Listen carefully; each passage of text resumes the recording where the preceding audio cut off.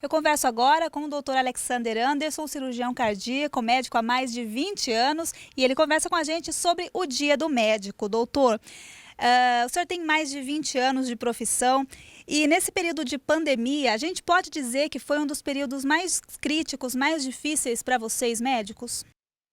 Com certeza, né? Eu acho que pelo menos quem tem de 30 a 40 anos de profissão, acho que nunca viveu nada parecido. A gente teve algumas ameaças no meio do caminho, né, quando foi o surgimento do H1N1, o risco do ebola, pandemia mesmo, né, propriamente dita, como a gente vive hoje. E eu acho que a gripe espanhola foi a última, né, 100 anos atrás. Então, é um período único, com certeza. Nenhum médico vivo hoje, eu acho que já passou por uma situação dessa. O principalmente, né, que lida direto com os pacientes da UTI, o senhor me dizia antes, né? Como é que foi? O que mudou na rotina? Olha, a rotina dentro do hospital, obviamente, teve os seus ajustes, principalmente no sentido de proteger os profissionais de saúde, né? Porque os profissionais de saúde, obviamente, são os mais expostos, os que têm maior risco de contaminação, tanto que aqui em Limeira, no início, o percentual, né, de profissionais contaminados era muito alto, justamente pelo convívio diário com pacientes com o coronavírus. Então, essa rotina foi intensificada no sentido de proteção do profissional de saúde e também de proteção do usuário do sistema de saúde que ia ao hospital por algum outro motivo que não o coronavírus. A gente tem que fazer tudo o que a gente pode para que esse indivíduo também não se contamine. Agora, para quem está acostumado com centro cirúrgico e UTI, como é o meu caso, por causa da minha profissão como cirurgião cardíaco, o uso de máscaras, de gorros, de proteção, né, de equipamentos de proteção individual, eles não são algo estranho. Tá? Existem especialidades médicas que convivem pouco em hospital, são especialidades mais de consultório, que também tiveram que se adequar a essa nova realidade. Então, não teve nenhum profissional de saúde, seja ele médico, enfermeiro, fisioterapeuta, quem seja, que não tenha sido impactado na sua rotina por causa dessa pandemia. Mudou bastante coisa, sim. O senhor teve Covid, né? Tive, eu peguei Covid, eu acho que no finalzinho de maio, começo de junho, bem lá no início. Eu dou plantão em UTI, eu sou coordenador do PA um dos coordenadores do PA da Unimed, sou cirurgião cardíaco, dou plantão na unidade de referência Covid desde a abertura, inclusive meu primeiro plantão não tinha nem paciente lá, eu ajudei a organizar as caixas, onde iam as coisas, etc. Então, sim, por causa da minha exposição desde o início, eu tive o contato com o vírus, desenvolvi sintomas bem leves mesmo, fiquei ali uns 2, 3 dias meio febril, dor no corpo, mas foi só também, graças a Deus, foram sintomas bem leves. Passando o período do isolamento que eu tive que cumprir, já voltei à rotina, voltei a dar plantão, continuo dando plantão até hoje na unidade de referência, na UTI da Unimed, continuo com o meu trabalho como coordenador do pronto atendimento da Unimed também, rotina normal. Em relação à cloroquina, o senhor fez uso desse medicamento? Qual é a sua posição em relação a ele?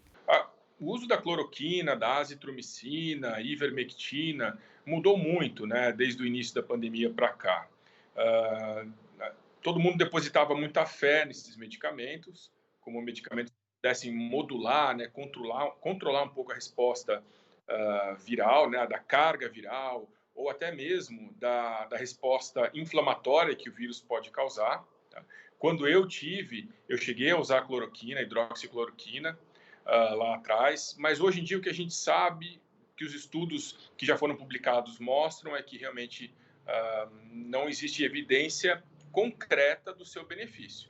Porém, isso não é uma crítica, tá?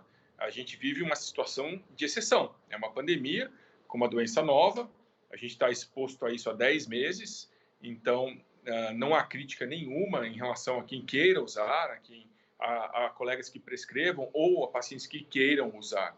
Tá? Porque eu acho que numa situação de exceção como essa que a gente vive, está valendo. Né? Não vejo nenhum malefício, a chance de um efeito colateral é muito pequena, então, pesando-se, né, o risco e o benefício, desde que o paciente e o profissional de saúde que esteja prescrevendo entendam esses riscos, seja algo discutido e compartilhado, eu não sou contra a prescrição. A gente falou sobre mudanças, né, que a pandemia trouxe. Pensando no pós-pandemia, quando tudo isso passar, o que que a gente vai levar, que vai permanecer para sempre na nossa rotina, na nossa vida? Eu acho que vai mudar muita coisa, viu? Não sei se vai passar 100% não. Até porque eu acredito que esse vírus, é o que, pelo menos o que a estima, é que esse vírus vai conviver com a gente, né? Ele não vai embora, não vai ser uma coisa passageira. O que eu acho que vai mudar a gente vai aprender a respeitar um pouco mais o próximo, respeitar a individualidade, entender que não é todo mundo que gostava de abraços e beijos e agora vai impor isso. Olha, eu não quero abraços e beijos, né? Então, isso eu acho que é uma coisa que vai mudar. Vai mudar, alguns protocolos de segurança vão mudar, obviamente.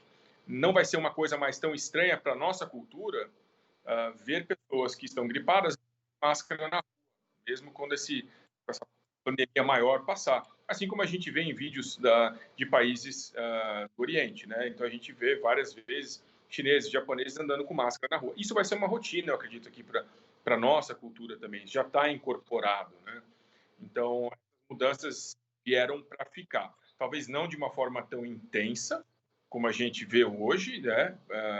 Ou tão obrigatória, mas com certeza já estão incorporados na nossa rotina. E a pergunta, né, que todo mundo quer fazer, ah, quando é que a gente vai ter uma vacina, né? Quando é que chega uma vacina eficaz contra o coronavírus? Essa é uma boa pergunta. Eu acho que é a pergunta de US$ 1 milhão, né? Porque as vacinas estão aí, né? Na verdade, elas estão chegando ao mercado. Eu acredito que a previsão é para final de dezembro, começo de janeiro.